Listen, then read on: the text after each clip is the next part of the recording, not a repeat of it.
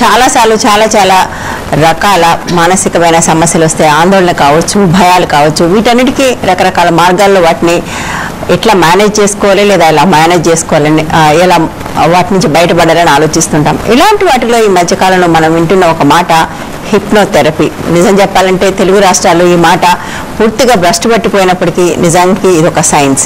But ఈ hypnotherapy అనేది ఎలాంటి సందర్భాల్లో ఎందుకు పనికొస్తుంది, ఎవరు చేస్తారు, ఎవరు చేయగలరు, అసలు ఏం చేస్తారు హిప్నోథెరపీలో, ఈ విషయాలు మాట్లాడుకుందాం. దాంతోపాటుగా కుటుంబ సమస్యలకు సంబంధించి లీగల్ ఫ్యామిలీ కౌన్సిలింగ్కి సంబంధించిన ఫోన్ కాల్స్ కూడా తీసుకుందాం. అందుకోసం స్టూడియోలో మనతో పాటు ఇద్దరు అతిథులు ఉన్నారు. లక్ష్మి గారు అడ్వకేట్, విశేష్ గారు సైకాలజిస్ట్. విశేష్ గారు, వాట్ ఈస్ హిప్నోథెరపీ? అందరూ తెలుగులో ఈ మాట వినని వాళ్ళు ఎవరు లేరు, బట్ ఏంటో తెలిసిన వాళ్ళు చాలా తక్కువ మంది. అంటే తెలుగు రాష్ట్రాల్లో హిప్నోథెరపీకి స్టేజ్ హిప్నోటిజంకి తేడా లేకుండా చేశారు. ఎగ్జాక్ట్లీ, అవును. Stage hypnotism is different from hypnotherapy. This is therapy. Stage hypnotism అంటే స్టేజ్ మీద 10 మందిని కూర్చోబెట్టి వాళ్ళతో డాన్స్ వేయించడము, లేకుంటే ఐస్ గడ్డల మీద పడుకోబెట్టడము, లేకుంటే వాళ్ళ ఒంట్లో సెల్ మేకులు కూర్చోటము, ఇటువంటివన్నీ ఒక అంటే sub conscious mind has so much power ని డెమాన్స్ట్రేట్ చేయడం కోసం చేసేది స్టేజ్ హిప్నోటిజం. రైట్. విత్ కొద్దిపాటి ట్రైనింగ్తో హిప్నోటిజం నేర్చుకున్న వాళ్ళు ఎవరైనా కానీ స్టేజ్ హిప్నోటిజం అనేది చేయొచ్చు. బట్ హిప్నోథెరపీ అనేసరికి hypnotherapy is a deeper level. అంటే ఒక వ్యక్తి యొక్క సైకాలజీ తెలిసి ఉండాలి, ఆ సమస్య అర్థమై ఉండాలి. ఆ సమస్యకి హిప్నోథెరపీలో ఏ టెక్నిక్ ఉపయోగిస్తే ఆ సమస్యను సాల్వ్ చేసే విషయం మీద పరిపూర్ణమైన జ్ఞానం ఉన్నప్పుడు మాత్రమే నీ హిప్నోథెరపీని టేకప్ చేయగలం. అంటే హిప్నోథెరపీ చేసేవాళ్ళు సైకాలజీ చదివినప్పుడు మాత్రమే సైకాలజీ, సైకోథెరపీ, కౌన్సిలింగ్ వీటిల్లో బేసిక్ స్కిల్స్ అన్నా ఉంటే మాత్రమే వాళ్ళు హిప్నోథెరపీ చేయగలరు. That is next level. ఎందుకనంటే hypnotherapy on its own it's not a therapy. Hypnotherapy ఏం చేస్తుందంటే కొన్ని సమస్యలు మనకు కాన్షియస్ లెవెల్లో మనము వాటిని కొన్ని సజెషన్స్ తీసుకోవడానికి కానివ్వండి, కొన్ని యాక్సెప్ట్ చేయడానికి కానివ్వండి, మన మనసు అంగీకరించదు, కాన్షియస్ మైండ్ అంగీకరించదు, దానికి రెసిస్టెన్స్ ఉంటుంది. అప్పుడు ఏం చేస్తుందంటే మనం హిప్నోథెరపీలో ట్రాన్స్లోకి తీసుకెళ్ళిన తర్వాత హిప్నోథెరపిస్ట్ కొన్ని సజెషన్స్ ఇచ్చినప్పుడు ఎలాంటి రెసిస్టెన్స్ లేకుండా మన అన్కాన్షియస్ మైండ్ వాటిని స్వీకరిస్తుంది. అంటే ఆ థెరపీ ఏదైతే థెరపీ చేయాలనుకుంటాడో ఒక సైకోథెరపిస్ట్, అది హిప్నోథెరపీ ఈజీ అవుతుంది అనమాట. ఈజీ అవుతుంది, డీప్ రూటెడ్ అవుతుంది. అంటే రెసిస్టెన్స్ పక్కకు పోయేసి హ్యాపీ యాక్సెప్ట్ చేస్తాడు. కాబట్టి దాని ఎఫెక్టివ్నెస్ ఎక్కువ ఉంటుంది. అందుకు హిప్నోథెరపీ అవసరం. అంతేగాని మన సినిమాల్లో చూపించినట్లు పిచ్చి పిచ్చి పనులు చేయడానికో లేకుంటే వాళ్ళు ఇంకో దానికో అయితే హిప్నోథెరపీ అనేది ఉపయోగించరు. అది ఎథికల్గా అయితే కాదు. సో నేను చూసినంత వరకు భారతదేశంలో హిప్నోథెరపీ బాగా ప్రాచుర్యంలో ఉన్న ప్రాంతం వడోదరాలో ఉండే ఎంఎస్ యూనివర్సిటీ, మహారాజా షయాజీ సిండే యూనివర్సిటీ వాళ్ళు మాత్రమే 1 year డిప్లొమా క్లినికల్ హిప్నోథెరపీ ఇస్తున్నారు. నేను అక్కడ గమనించిన ఏంటంటే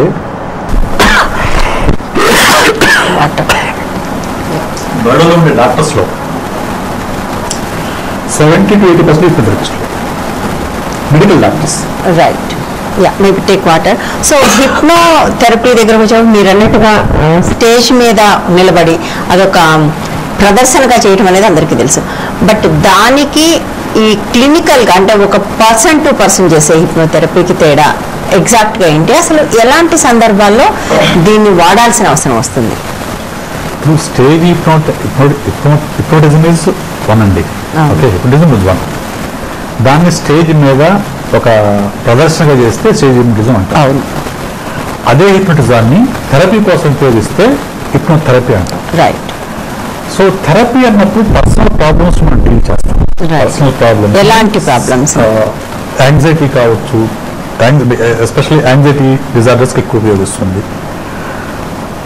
అలాగే డీప్ రూటెడ్ వాటి అంటే కొంత అంటే సైన్స్ అనేది ఎలా ఉంటుందంటే అండి, మనము తువ్వే కొద్దీ చాలా లోతు వెళ్తుంది. ఓకే, మనకు తెలిసిన హిప్నోటిస్టులు చేసే థెరపీ వేరు, నాకు తెలిసిన హిప్నోటిస్టులు చేసిన థెరపీ వేరు. బరోడాలో నాకు టీచ్ చేసిన వాళ్ళు ఉన్నారు, ఇద్దరు doctors. Wife and husband. Right. ఆయనేమో ప్లాస్టిక్ సర్జన్, ఆమెమో గైనకాలజిస్ట్. వాళ్ళు హిప్నోపర్తింగ్ కూడా చేస్తారు. హిప్నోపర్తింగ్ ఏం కాదండి. అవును, ఆవిడ లక్ష్మి.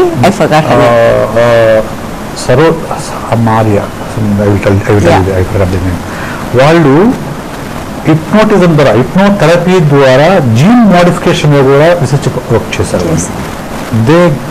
ఫర్టిలైజేషన్లో చాలా కేసులు వాళ్ళు సాల్వ్ చేసిన కేసులు ఉన్నాయి. ఫర్టిలైజేషన్ అంటే పిల్లలు లేని వాళ్ళు పిల్లలు పుట్టించడం అనేది హిప్నోథెరపీ ద్వారా. మనం మామూలుగా ఫెర్టిలైజేషన్ సెంటర్స్ చూస్తాం, అలా కాకుండా హిప్నోథెరపీ ద్వారా కూడా. అంటే సైన్స్ అనేది లోతుకు వెళ్లే కొద్దీ ఎటువంటి సమస్యను డీల్ చేస్తున్న విషయాన్ని వాళ్ళు ప్రూవ్ చేశారు. Right. They worked with Dalai Lama, they worked with Nestrosi, they worked with international figures, and they got funds from the central government also for the research work. అంటే ఒక సబ్జెక్ట్, అంటే సబ్జెక్ట్ని సబ్జెక్ట్ లాగా డీల్ చేసినప్పుడు అది సైన్స్ అవుతుంది. ప్రదర్శన పెడితే సైన్స్ కాదు. Okay, welcome back. అంటే స్పెసిఫిక్స్ మాట్లాడుకుందాం. అంటే ఎలాంటి సమస్యలకు ఇందులో పరిష్కారం లభిస్తుంది? Will talk about that. ఒక కాల్ తీసుకుందాం. హలో హలో హలో చెప్పండి. హలో, నమస్తే మేడం. నమస్తే మేడం, మా హస్బెండ్ సాఫ్ట్వేర్ కంపెనీలో జాబ్ చేస్తున్నారు మేడం. ఓకే. అయితే ఇక్కడ మెయింటెనెన్స్ కేసు చేయట్లేదని చెప్తున్నారు మేడం. విప్రో కంపెనీలో చేస్తారంటే మాకు తెలిసింది మేడం. ఓకే. అది ఎలా ప్రూవ్ చేయాలి, ప్లస్ అతను ఒక 2-3 months లో వేరే కంట్రీస్ వెళ్ళడానికి కూడా ప్లాన్ చేస్తున్నాడని తెలిసింది మేడం ఫ్రెండ్ ద్వారా. ఇప్పుడు ఆ పాస్పోర్ట్ అది అతను వేరే వెళ్ళకుండా ఎలా లీగల్ గా మనం చేయాలి మేడం? జాబ్ చేస్తున్నాడని కూడా ఎలా ప్రూవ్ చేయాలి మేడం? అంటే అతను ఈ కంపెనీలో చేస్తున్నాడని తెలిసింది మేడం. ఆ సాఫ్ట్వేర్ కంపెనీలోకి మనం రానివ్వలేదు మేడం. ఏ విధంగా లీగల్ గా మనం చేయాలి, ఆ వేరే కంట్రీ వెళ్ళకుండా చేయాలి అని అడిగాను చేశాను మేడం లీగల్ గా. సాఫ్ట్వేర్ కంపెనీలో వాళ్ళకి ఏముంటుందంటే, మీరు ఫ్రంట్ ఆఫీస్ అని ఒకటి ఉంటుందమ్మా, దాంట్లో ఒక లెటర్ ఇవ్వండి. ఫస్ట్ ఆఫ్ ఆల్ ఇక్కడ వర్క్ చేస్తున్నారా లేదా అనేసి ఫ్రంట్ ఆఫీస్లో హెచ్ఆర్కి ఒక లెటర్ ఇస్తే కొన్ని కంపెనీస్ రివీల్ చేస్తే, కొన్ని కంపెనీస్ రివీల్ చేయవు వాళ్ళు బైలాస్ ప్రకారంగా. లేదంటే ఆఫ్టర్ దాట్ ఏంటంటే మీకు అదేమన్నా కొలాబరేషన్ కంపెనీస్ కానీ, లేకపోతే ఏదైనా పెద్ద కంపెనీ అంటే ఈ ఇన్ఫోసిస్ ఇలాంటి కంపెనీస్ ఏమైనా ఉంటే కనుక రైట్ ఇన్ఫర్మేషన్ ఆఫీసర్ కింద కూడా పెట్టవచ్చు అనమాట. మనం పెడితే కొన్ని కంపెనీస్ ఇస్తే, కొన్ని కంపెనీస్ అట్లీస్ట్ రిజెక్ట్ చేసిన లెటర్ ఉన్నా కూడా you can prove before the court. మేము పెట్టాము, ఆ కంపెనీలో వర్క్ చేస్తున్నాడు, సో వాళ్ళు ఇవ్వనన్నారో వాళ్ళు మేము రివీల్ చేయమన్నారని చెప్పడానికి ఒక ఛాన్స్ ఉంటుంది. సో ఇంకోటి ఏంటంటే మెయింటెనెన్స్ కేసెస్ అనేవండి, ఎనీ ఫ్యామిలీ కేసెస్లో వేర్ అబౌట్స్ కానీ, శాలరీస్ కానీ, ఎక్కడ వర్క్ చేస్తున్నాడు అనేది కానీ అది మీ బడ్డనే ఉంటుంది. అది కోర్టు తీసుకోడు. పలాని చోటుని వర్క్ చేస్తున్నారంటేనే అది ఉంటుంది. ఇవాళ రేపు పాస్పోర్ట్ ఇంపౌండింగ్ కూడా చాలా కష్టం ఉందమ్మా. ఒకవేళ అతను వెళ్ళిపోతాడు అనుకుంటే కనుక పాస్పోర్ట్ పెట్టి హైకోర్టు నుంచి మీరు డైరెక్షన్స్ తీసుకోవాలి. లోయర్ కోర్టు డైరెక్ట్గా ఇంపౌండింగ్ చేయడం లేదు, అదర్వైజ్ ఏదైనా క్రిమినల్ యాక్టివిటీస్ ఉంటే తప్పిస్తే. సో దానికి ఏంటంటే పాస్పోర్ట్ ఇంపోర్టింగ్ చేయడం, వేరే కంట్రీకి వెళ్ళడం అనేది, వెళ్ళిపోతున్నారని ఆప్ చేయడం, స్టే తీసుకోవడం అనేది కొంచెం టిపికల్. కానీ ఫస్ట్ ఏం చేస్తారంటే మీరు ఎక్కడ వర్క్ చేస్తున్నారు అనేది మీరు ప్రజెంట్ మీకు తెలుస్తుంది కాబట్టి అక్కడ ఒక లెటర్ ఇవ్వండి ఫ్రంట్ ఆఫీస్లో. అయితే అడ్వకేట్ ద్వారా కూడా మీరు లెటర్ పంపించవచ్చు, అంటే టైప్ చేపించి మీకు తెలియకపోతే వర్క్ చేస్తున్నారు సో అనేసి మీ అడ్రస్ చేస్తూ వాళ్ళ వైఫ్ని, లీగల్ ఐడెంటిటీ వైఫ్ని అని చెప్పేసి మీరు అడగండి. అలా ఇవ్వకపోతే మీరు రైట్ ఇన్ఫర్మేషన్ యాక్ట్ ప్రకారంగా కూడా ఒకటి పెట్టండి. పెట్టిన తర్వాత దాన్ని కూడా కాకపోతే అది కోర్టులో సబ్మిట్ చేయండి. వాళ్ళ బైలాస్ ప్రకారంగా ఇవ్వట్లేదు కాబట్టి is working there, is getting so much salary అనేసి చెప్పేసి మీరు చెప్పొచ్చు. సో కానీ ఏమంటారు కదా, మనకు ఈ సిస్టంలో పుణ్యకాలం కాస్త గడిచిపోతుంది సిస్టంలో, కానీ అక్కడ వాళ్ళు ఫాస్ట్ గా యాడ్ చేస్తారు. యాక్చువల్లీ ఏంటంటే 3 నెలల్లో వేరే కంట్రీ కూడా కేసు నేను చేశానండి. యాక్చువల్లీ అబ్బాయి కాగ్నిజెంట్ లో చెన్నైలో చేస్తాడు, డీవీసీలో ఆర్డర్ తీసుకుని మేము చెన్నై పంపిస్తే చెన్నై వాళ్ళు ఏమంటారంటే ఆఫీస్ వాళ్ళు రిజెక్ట్ చేశారు. మీరు ఇక్కడ పర్మిషన్ తీసుకోలేదు, మీరు కోర్టుని తీసుకొచ్చారు, లోకల్ పోలీసులు పర్మిషన్ తీసుకుని వస్తే మేము చెప్తాము. లోకల్ డిఎస్పీ దగ్గరికి వెళ్ళి వాళ్ళు కన్సర్న్ లెటర్ తీసుకుని అక్కడ ఆఫీస్కి వెళ్ళేటప్పుడు కూడా మా బైలాస్ ప్రకారంగా మేము చెప్పడానికి అని అన్నారు. మేము డైరెక్షన్స్ లేకోకుండా, అంటే కోర్టు డైరెక్షన్స్ లేకుండా. కోర్టు ఎలా డైరెక్షన్స్ ఇస్తారు ఫ్యామిలీ మ్యాటర్లో? అంటే మీరు చెప్పండి అనేసి పార్టీ చేయను కదా, అంటిల్ అన్లెస్ వాళ్ళు ఆర్డర్స్ అయితేనే కానీ ఏ కంపెనీలో చేస్తున్నారు అనేది మేము పార్టీ చేయడానికి ఛాన్స్ లేదు. సో ఇన్ని టిపికల్ గా ఉంది కాబట్టి మనకి సిస్టమ్ అంటే ఎప్పుడు మనం అంటూనే ఉంటాము.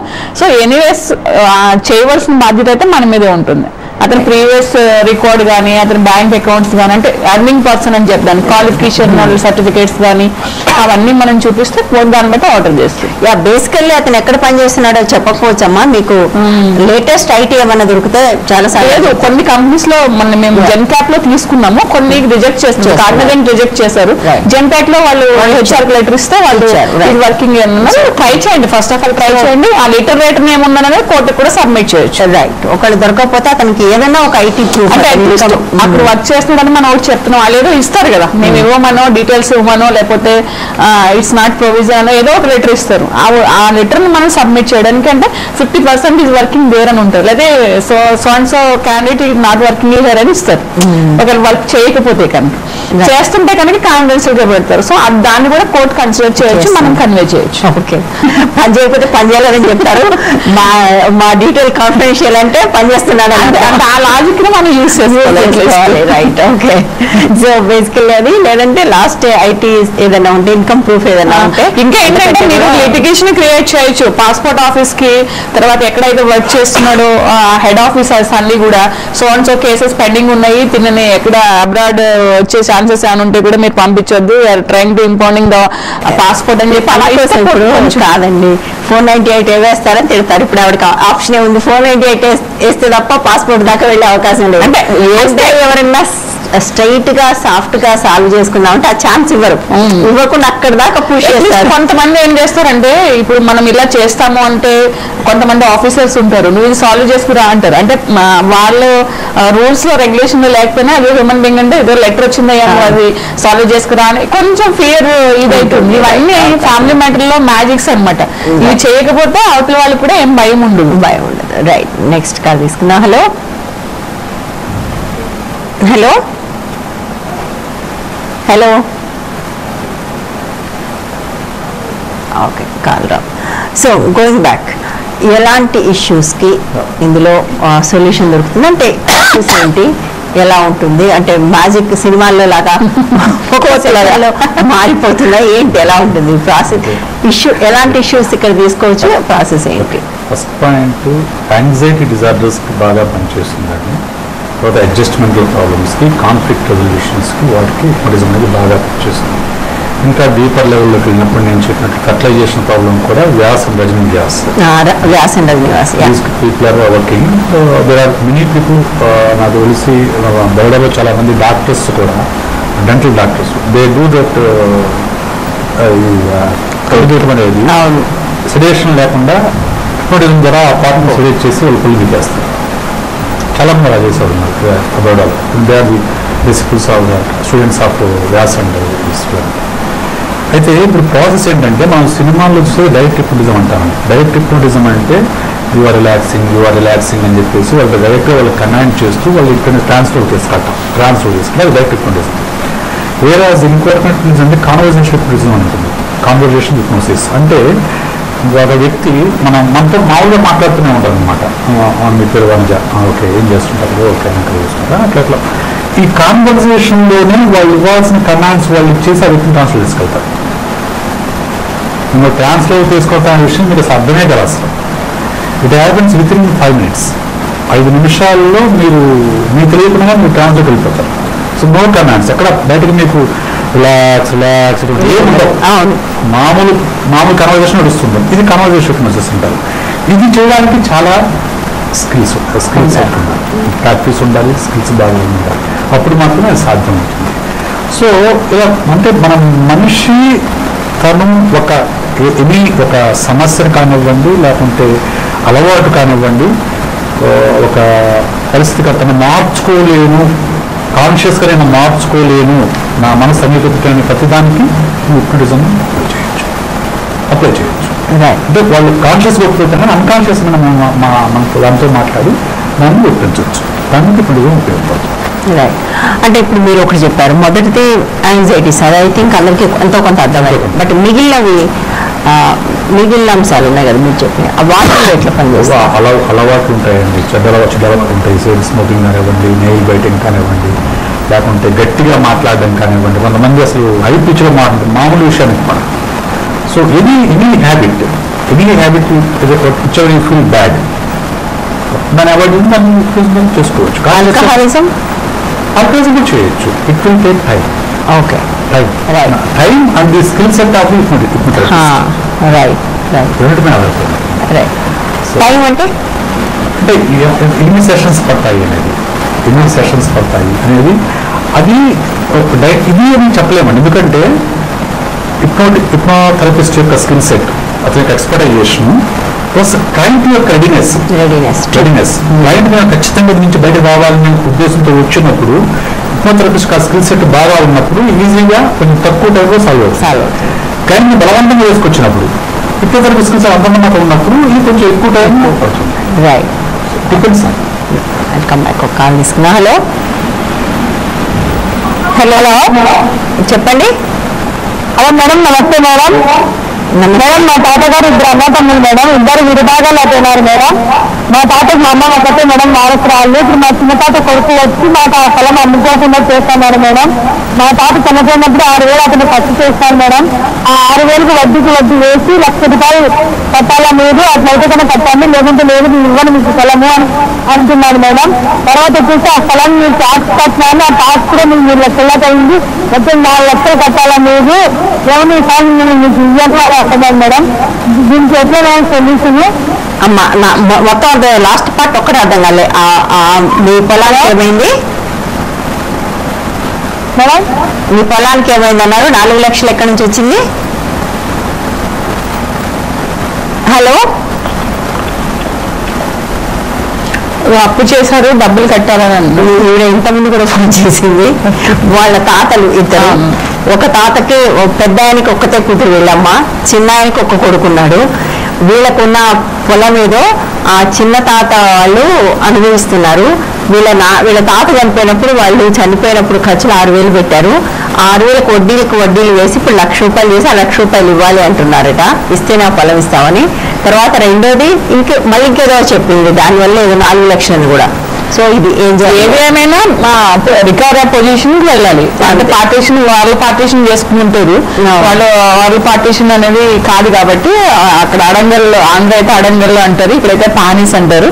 వీళ్ళ తాతగారి పేరు ఉన్నట్టు తర్వాత తాతగారి పేరులో మదర్ దాంట్లో ఫాదర్ అని వస్తుంది కదా, ఆ ప్రూఫ్స్ అన్ని ఉంటే కనుక వీళ్ళు పార్టీషన్ చేసుకుని వాళ్ళ పొజిషన్ ఉంటే రికవరీ పొజిషన్ కి వెళ్ళొచ్చు. వాళ్ళు ఇవ్వడం తీసుకోవడం అనేది that is the different issue. So అంటే ఆ భూమి మీద ఈ భూమికి అమ్ముతున్నాం, లేకపోతే భూమి మీకు తనఖా రాస్తున్నాం అనేసి పెట్టని కర్మకాండలు చేయరు కదా. సో వీళ్ళు ఏంటంటే వీళ్ళ ఆడపిల్లలు ఎక్కడికో వచ్చేసారు కాబట్టి వాళ్ళ పొజిషన్ ఉన్నారు కాబట్టి వాళ్ళు ఎక్కువ అక్కడ ఇది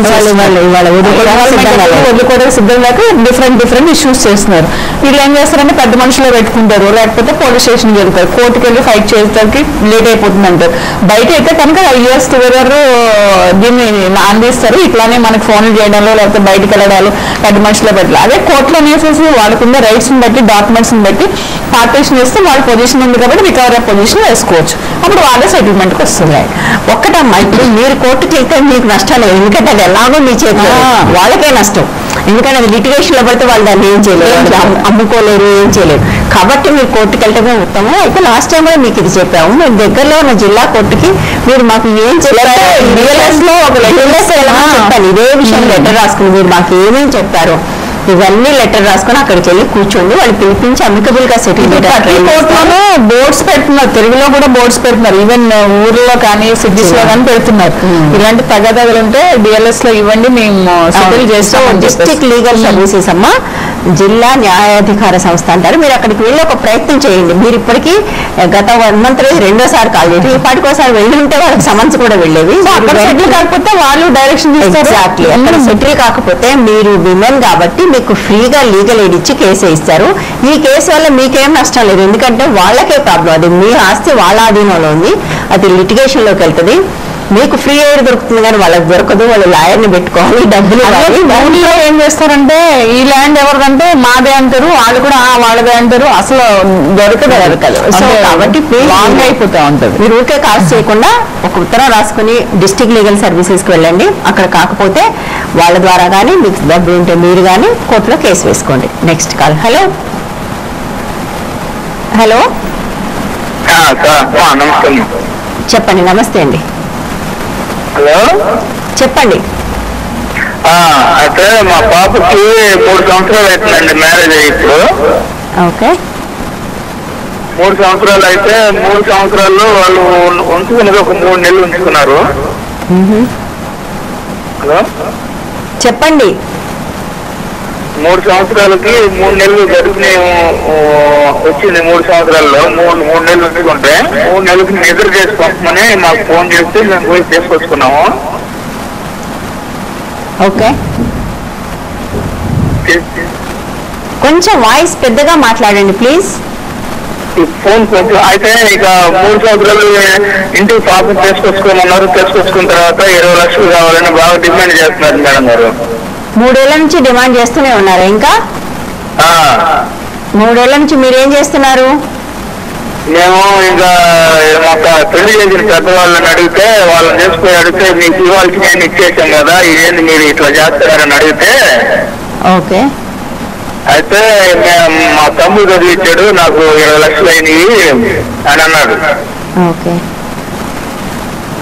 మేము ఏం చెప్పాలనేది ఎట్లా అయిందని 498 కేసు వేయించాడు. వేసారా వేయలేదా? వేసాం మేడం గారు. ఓకే. మీ పిల్లలు ఏమన్నా ఉన్నారా మీ పాపకి? ఒక పాప పుట్టింది మేడం గారు. మా పాపకి 1.5 సంవత్సరం వచ్చింది. పాపను చూడటానికి కూడా తను రాలేదు? అతనికి 20 లక్షలే కావాలి. ఓకే. 20 లక్షలు కావాలంటున్నారు. కోర్టుకి వేసిన తర్వాత వాళ్ళు కోర్టులో కూడా కౌన్సిలింగ్ జరపలేదు. అంటే వాళ్ళు రావట్లేదు కౌన్సిలింగ్ కి? వాళ్ళు 1 నెల వస్తే 2 నెలలు రావట్లేదు. Okay please. అంటే 498 ఒకటే వేసారా, ఇంకేమైనా కేసెస్ వేసారండి? టీవీసీ అని ఒకటి వేసాం మేడం గారు ఇక్కడ ప్రైవేట్ గా కందుకూరులో. DVC 498 కోర్టుకి వెళ్ళిన చెప్పరాట్లేదు. ఓకే. మెయింటెనెన్స్. సో ఏంటంటే ఈ 498 లో కోర్టుకి వెళ్ళాక కౌన్సిలింగ్ ఉండదండి. బిఫోరే కౌన్సిలింగ్ చేస్తారు. పోలీస్ స్టేషన్ లోనే కౌన్సిలింగ్ చేయాలి. కొన్ని చోట్ల అయితే సెంటర్స్ ఉన్నాయి, ఫ్యామిలీ వెల్ఫేర్ సెంటర్స్ ఉన్నాయి, అక్కడ చేయాలి. కోర్టులో కౌన్సిలింగ్ ఉండదు. వాళ్ళు రాకపోతే అడ్వకేట్ పిటిషన్ వేస్తాడు. ఒకవేళ ఎక్కువ రోజులు రాకపోతే కోర్టు వారెంట్ ఇష్యూ చేస్తారు అంతే. మిగిలిన కేసెస్ ఏంటంటే కొన్ని కోర్టులో చేస్తున్నారు, ఫ్యామిలీ కోర్టు రిలేటెడ్ దాంట్లో, కొన్ని దాంట్లో ప్రొసీడింగ్స్ చేసుకుంటున్నారు. దాంట్లో ఏమి రిజల్ట్ వస్తుంది అనేది మీరు వెయిట్ చేయాలి అంతే. బేసికల్ గా మీ అమ్మాయి దెబ్బతింది అంతే. వేయవలసిన కేసులు అని వేసారు కాబట్టి కౌన్సిలింగ్ లో సెట్ అయ్యేది కాదు కాబట్టి వాళ్ళు ఆల్రెడీ చాలా మొండిగా ఉన్నారు. ఏమైతే అది చూసుకుందామని అనుకుంటున్నారు వాళ్ళు. ఒక హైకోర్టులో స్టే చేసుకున్నారు మేడం గారు. అవి వేస్తారండి. అంటే వెనకాల పేర్లు అని ఉంటే తీసేయమని పేర్లు వేస్తారు. వాళ్ళు ఏంటంటే దాన్ని డిస్పెన్స్ విత్ చేస్తున్నారు. అంటే మొత్తం తీయకుండా ఏం చేస్తున్నారంటే లాస్ట్ లో అటెండ్ డౌన్ అంటున్నారు. అంటే ఎక్సెప్ట్ హస్బెండ్, పేరెంట్స్ కానీ రిలేటివ్స్ కానీ ఎవరైనా ఉంటే దానివల్ల మీకు ఏమి ఇబ్బంది ఉండదు. కానీ మిగిలిన కేసెస్ కొంచెం అడ్వకేట్ పెట్టుకుని కొంచెం మీరు ఫాస్ట్ మూవ్మెంట్ చేసి వాళ్ళకి ఏదైనా ఆర్డర్ రిలీవర్ లాగా కొంచెం మీ అడ్వకేట్ గారిని రిక్వెస్ట్ చేయండి, కొంచెం తొందరగా చేసేటట్టు. ముందెంత ఇచ్చారండి? 20కి ముందు ఎంత కట్నం ఇచ్చారు? 6 లక్షలు క్యాష్ ఇచ్చాను. ఓకే. ఆ తర్వాత వచ్చేసి గోల్డ్ వచ్చేసి అమ్మాయికి 3 లక్షలు ఇచ్చాను. తనకేమో 1,50,000 బ్యాక్లెట్ పెట్టింది మేడం గారు. ఓకే. ఒక 10 లక్షలు ఇచ్చారు. అదే మాక్సిమం అందులో ఏమైనా ఎవిడెన్స్ అనుకుంటే ఒక 2 ప్లాట్లు ఇచ్చాను. 2 ప్లాట్లు ఇచ్చారు. ఇప్పుడు అమ్మాయి పేరులో రాశాను. అది సంగతి. వాళ్ళు ఇప్పుడు అవి తెమ్మంటున్నారా, వేరే కాకుండా తెమ్మంటున్నారా? అవి కాకుండా మళ్ళీ 20 లక్షలు కావాలని మా తమ్ముడు డిమాండ్ చేసి బాగా కడుతున్నారు. ఇప్పుడు ఈ 6 లక్షలకి మీ దగ్గర ఏమన్నా ప్రూఫ్ ఉన్నా, లేకపోతే గోల్డ్ కొన్న బిల్స్, తర్వాత కళ్యాణ మండపం బిల్స్, తర్వాత బట్టలు ఏ బిల్లు ఈవెన్ 10 రూపీస్ ఉన్నా సరే మ్యారేజ్ రిలేటెడ్ బిల్స్ ఏమైనా ఉంటే కనుక కూడా ఆల్రెడీ సబ్మిట్ చేసి ఉండొచ్చు. లేకపోతే కనుక ఆ బిల్స్ సబ్మిట్ చేయండి, మీరు ఎంత ఖర్చు పెట్టారు, ఎంత ఇచ్చారు అనేది. తర్వాత ప్లాట్ పేపర్స్ కూడా మీరు కేసులో ఎంసీ కేసులో, తర్వాత బీవీసీ కేసులో, 498 కేసులో మీరు సబ్మిట్ చేయండి. అంటే మీరు ఇచ్చినట్టు ప్రూఫ్ ఉండడం కోసము ఏది ఉంటే సబ్మిట్ చేస్తే మీకు దాని నుంచి న్యాయం పొందగలుగుతారు.